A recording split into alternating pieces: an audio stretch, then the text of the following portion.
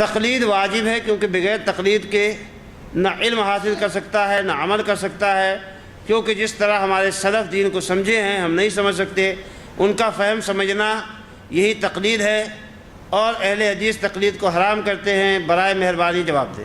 دیکھیے، سب سے پہلے تقلید کی جو تعریف علماء نے کی ہے، جو ہم میں زید عمر بکر جو تعریف کرتے ہیں اس کا کوئی اعتبار نہیں۔ علماء نے تقلید کی کیا تعریف کی ہے؟ لغت ڈکشنری تقلید کیا ہے؟ عربی کا لفظ ہے۔ عربی کا لفظ جو ہے، ظاہر سی بات ہے کہ عرب نے جو معنی سمجھا اس کا وہی سمجھنا پڑے گا۔ آپ اپنی طرف سے سمجھیں گے تو درست نہیں ہوگا۔ عربی میں تقلدہ کا مطلب ہوتا ہے پٹا گردن میں ڈالنا، گردن میں پٹا ڈالنا، اور اصطلاح میں یہ کہتے ہیں کہ قبول قول الغیر بغیر حجت، کہ کسی بھی آدمی کی بات کو بغیر دلیل کے مان لینا، جبکہ اللہ تبارک و تعالیٰ نے قرآن مجید میں حکم دیا ہے کہ اہل کتاب سے کہو کہ اگر تمہارے پاس علم ہے تو ہم کو نکال کے بتاؤ۔ یا بہت ساری جگہوں پر اللہ تبارک و تعالیٰ نے قرآن مجید میں فرمایا، کفار و مشرکین کے بارے میں بتایا کہ بغیر دلیل کے یہ لوگ اپنے باپ دادا کے قول پہ چلتے ہیں، بغیر حجت کے یہ لوگ اپنے باپ دادا کا قول مانتے ہیں۔ قرآن میں بہت سی جگہوں پر ان کی مذمت کی گئی۔ اسی طریقے سے حدیث میں بھی اللہ کے نبی صلی اللہ علیہ وسلم نے منع فرمایا۔ مثال کے طور پر آپ دیکھیے کہ ایک مرتبہ آپ نے ایک لشکر روانہ کیا، اور اس لشکر میں آپ نے ایک آدمی کو امیر بنایا، اور آپ نے سارے ساتھیوں کو حکم دیا کہ اس امیر کی بات ماننا، اس کی اطاعت کرنا، اس کی پیروی کرنا۔ لے کر گئے سفر میں، امیر صاحب کو کسی بات پہ غصہ آ گیا یا مذاق سوجی، تو انہوں نے کہا کہ سب لوگ لکڑیاں لاؤ، کہا کہ لکڑیاں جلاؤ۔ جب لکڑیاں جلا دی گئیں تو کہا سب لوگ اس میں کود جاؤ۔ لوگ ایک دوسرے کو پکڑنے لگے، آگے بڑھ رہے ہیں، پیچھے بڑھ رہے ہیں، آگے ایک آدمی کھڑا ہوا۔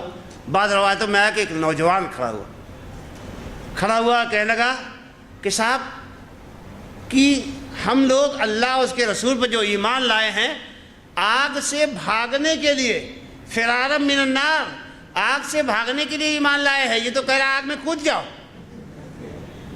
تو نہیں، ایسا ہے کہ ٹھیک ہے اللہ کے نبی صلی اللہ علیہ وسلم نے فرمایا تھا کہ اطاعت کرو، لیکن اب ایک ایسی بات انہوں نے کہی ہے کہ جو اسلام کے اصول عام سے ٹکرا رہی ہے۔ اسلام کا اصول عام کیا ہے؟ کہ آدمی کو آگ سے بھاگنا ہے۔ آگ سے بھاگنے کے لیے ہم نے اسلام قبول کیا ہے، تو پہلے اللہ کے نبی صلی اللہ علیہ وسلم کے پاس چلیں گے۔ اگر اللہ کے نبی نے کہہ دیا کہ ہاں آگ میں کود جاؤ تو کود جائیں گے۔ اللہ کے نبی کہہ دیں گے تو پھر رکنا نہیں۔ اگر کہہ دیں گے کہ آگ میں کود جاؤ تو کود جائیں گے، لیکن اگر آپ نے منع کر دیا تو پھر نہیں کودیں گے۔ تو گئے اللہ کے نبی صلی اللہ علیہ وسلم کے پاس، تو اللہ کے نبی نے کیا فرمایا کہ اگر یہ آگ میں چلے جاتے تو ہمیشہ آگ کے اندر ہی رہتے، کبھی آگ سے باہر نہیں نکل سکتے، جہنم میں ہمیشہ جلتے رہتے۔ اور اسی موقع پر آپ نے فرمایا کہ انما الطاعۃ فی المعروف، کہ اطاعت کسی کی کس کام میں کرنا ہے؟ نیکی اور بھلائی کے کام میں کرنا۔ غلط کام میں یا برے کام میں، شریعت کے خلاف کام میں کسی کی اطاعت نہیں کرنا ہے۔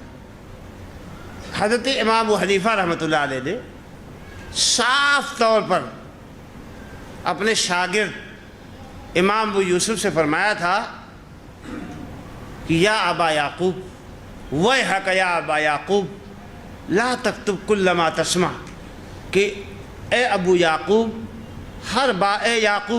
اے یعقوب ابو یوسف، ہر بات جو تم سنتے ہو اس کو لکھو مت، کیونکہ کیا ہے، میں بشر ہوں، آج کوئی بات کہتا ہوں کل اس سے رجوع کر لیتا ہوں، کل کوئی بات کہتا ہوں اس سے پرسوں رجوع کر لیتا ہوں، تو اس لیے ہر بات مت لکھو، ہر آدمی سے غلطی ہوتی ہے۔ بڑے بڑے ائمہ، امام احمد بن حنبل رحمۃ اللہ نے فرمایا، آپ کہتے ہیں بھائی چاروں امام برحق، تو برحق اماموں کی بات مانی جائے کہ آپ کی بات مانی جائے؟ میں سوال یہ کہتا ہوں کہ آپ جن کو کہتے ہو کہ برحق ہے امام، تو برحق اماموں کی بات زیادہ بڑی ہے کہ آپ کی بات زیادہ بڑی ہے؟ برحق اماموں کی بات زیادہ وزنی ہے کہ آپ کی بات زیادہ وزنی ہے؟ امام ابو حنیفہ رحمۃ اللہ علیہ فرماتے ہیں کہ بھائی ہر بات مت لکھو، اور حرام علی من لم یعرف دلیلی ان یفتی بکلامی، کہ جس آدمی کو میرے قول کی دلیل نہیں معلوم، مثال کے طور پہ میں نے کہا کہ ناف کے نیچے ہاتھ باندھو، میری دلیل اگر تم کو نہیں معلوم ہے تو ناف کے نیچے ہاتھ باندھنے کا فتویٰ دینا تمہارے لیے حرام ہے۔ میں اگزامپل دے رہا ہوں، ایسا انہوں نے نہیں کہا، انہوں نے ایک جنرل بات کہی۔ جنرل بات کیا ہے کہ حرام علی من لم یعرف دلیلی ان یفتی بکلامی، کہ اس آدمی کے لیے میرے قول سے فتویٰ دینا حرام ہے جو نہیں جانتا ہے کہ میں نے اپنی بات کس دلیل کی بنیاد پہ کہی ہے۔ اسی لیے ان کے بڑے بڑے شاگردوں نے بہت سے موقعوں پر ان کی بات سے رجوع کر لیا۔ امام احمد بن حنبل رحمۃ اللہ علیہ تو کھلے الفاظ میں کہتے ہیں لا تقلدنی ولا تقلدن مالکا ولا الاوزاعیہ وخذ من حیث اخذوا، کہ نہ تو میری بات کی تقلید کرو، نہ امام مالک کی، نہ امام شافعی کی، نہ امام اوزاعی کی، بلکہ تم بھی وہیں سے حاصل کرو جہاں سے ان بزرگوں نے حاصل کیا۔ کہاں سے حاصل کیا انہوں نے؟ قرآن سے، حدیث سے، صحابہ سے، وہ تم بھی وہیں سے حاصل کرو۔ اہل حدیث ایک بات یہ بھی دھیان رکھے کہ تقلید کو مطلق حرام نہیں کہتے، تقلید شخصی کو حرام کہتے۔